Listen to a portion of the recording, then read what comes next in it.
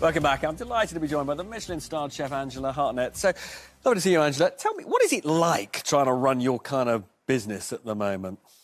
Well, we have no business. We're not allowed to run them at the moment. It's been tough. It's been really tough, especially because most of my restaurants are based in the city. You know, so they're based in central London. As you probably know, coming into work, you know, London is not open. You know, the offices aren't back. The shops aren't back. So there's no customer base there. Even when we were open in Tier 2, with all the different restrictions they put on place, it's made it very, very difficult. It's not been easy at all. I mean, you've obviously been able to take advantage of the furlough. Yep. But if you think about your own businesses, think about other businesses, I mean, how many businesses do you think, restaurants, pubs, are just going to go forever as a result of this? I mean, they were coming out today talking, Kate from UK Hospitality, they're predicting about 40% of businesses could fail. You know, as much as that, with, you know, especially if they put certain cities into Tier 3 where you're not allowed to open, you can't, you know, landlords still want rent. You know, I have landlords that still want rent even though we're not open. So, you know, that means when we do open, we have to find that money before we even find any money to sort of, you know, you're paying your suppliers, you're paying your staff, you're paying, you know, there's so many costs involved. So you know, I know the government have been very supportive with the furlough scheme. We've obviously had, you know, a VAT reduction. You know, there have been great initiatives, but it's still not enough in some respects. And, I mean, another side of it is, you know, your teams are people who know the business, they know the customers, they know what to do. I presume some of the people who work for you have sort of gone off and decided they've had enough of it. And how, I mean, how damaged, even if you can reopen, will your businesses be by this experience? I think it's been hard because I think it's the uncertainty as much as everything. I think everyone probably feels that. Even with this week's announcement, we got told on Monday that, yes, we are going to open up on the 2nd, but I don't believe on Monday they didn't know what tier we're going to be in. Why didn't they say then? You know, tell us so we can plan, so we can inform our teams. They know what they can do. And that's what doesn't help anyone. I mean, you'll find out about the tier tomorrow, yeah. But you've got to be open again. Well, it's sort of midnight on Tuesday, it all changes again. Is that enough time to prepare? We're planning it, even though we haven't had the announcement. My plan is that we will be open. I'm hoping tomorrow they say Tier 2 at the very worst. If they say Tier 3... And for you, Tier 2 works, why? Because you can have business meetings in restaurants? You can still have business meetings. You can have mixed households, my understanding. You can open now, apparently, until 11 o'clock. Last order's at 10, but there's an hour reprieve where people can still leave. As before, when we had the COVID rule, when everyone... Sorry, the curfew, everyone left the building at the same time. So, you know, it does help us. I'd much prefer to be in a normal Tier 1, obviously. Yeah. Can I just ask Liz, I mean...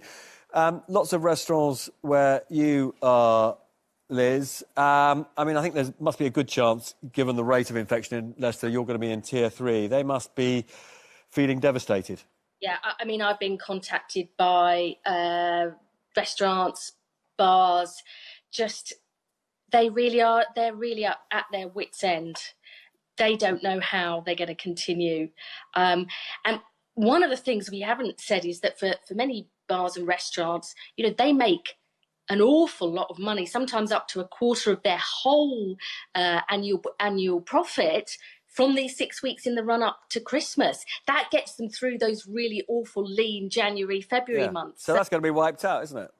It is. And, you know, I'm sorry to say to Angela, my understanding is that there's no mixing of households indoors in Tier 2. So, you know, you can go on your own or in your bubble there. So even if you're in Tier 2, that makes a huge, huge difference to our pubs and bars. And this links back, if I can quickly say, to what Steve Barclay was saying about levelling up. You know, one of the reasons we love our communities is because of the pubs, cafes, bars, restaurants. It makes it a great place to live. And so if they go under, that is really, really going to harm this levelling up agenda. Can I just ask Ken about one idea that's around? We've obviously got a vaccine coming, and we're also getting mass testing. I mean, there's this idea that we can all have a test every single day. They're so cheap. If we can get it to work. So one idea is that we should effectively have passports. We'd be able to show to a restaurant or to somewhere we're visiting that we've had a vaccination or we've had a test and we're free of COVID. Is that the way? Some people think it's a bit Big Brotherish. What do you think of that? Well, it'd be great if it could work. I mean, all the things we tried on testing keep getting into practical problems, and actually the logistics of that would be an absolute nightmare. And people turning up and presenting these things and then being quizzed about quite how they've got it and so on.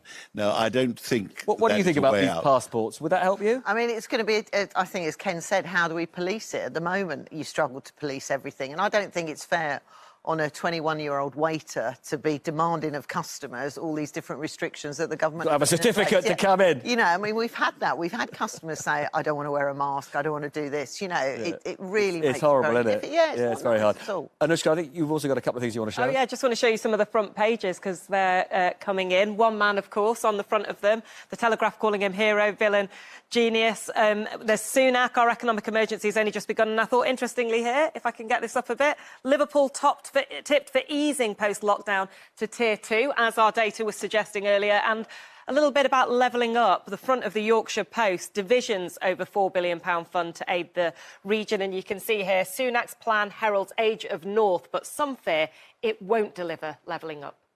Yeah, I mean, there's going to be a lot of debate about whether they're doing enough in terms of, delivering on that promise. I mean, earlier you were saying they should just forget about the manifesto because, when you get a crisis of this sort, all bets are off.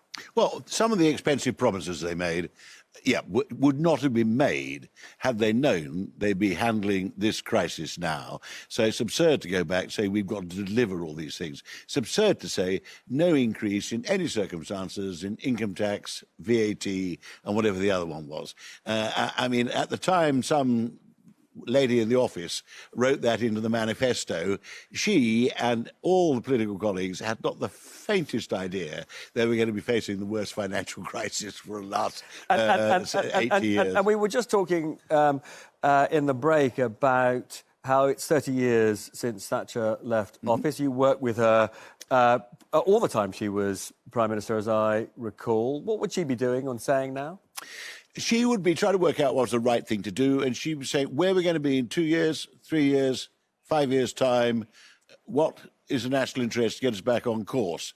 If some people have said to her, come in from Spads or somebody who are now very popular, come in and said, but that will go down very badly with the Daily Express tomorrow, Prime Minister, she would have thought they were out of their mind and wondered why they were in the room. And Liz, you must agree with the idea that it would be better to have government that's based on doing the right thing rather than worrying about the next day's headlines.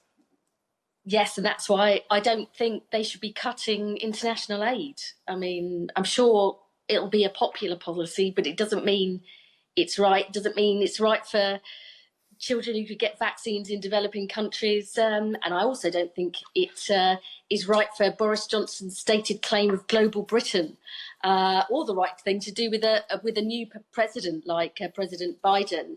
We do need to take long-term decisions, and Ken just briefly touched on this. It's really important. It's the future of social care, along with tackling climate change, the biggest challenge of our generation. And it was a catastrophic settlement for social care in the spending review, and absolutely nothing about long-term reforms.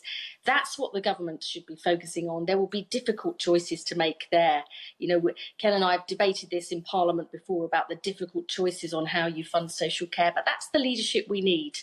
And I think they're too driven by the sort of populist policies and headlines and not really tackling those long-term problems that I think the British public knows. Sadly, we are out of time. I want to say good luck to Angela for the great reopening. That's it, unfortunately. By the time of next week's programme, we'll be out of lockdown. We'll have been out for 22 hours, so celebrate that great moment by joining us. See you then.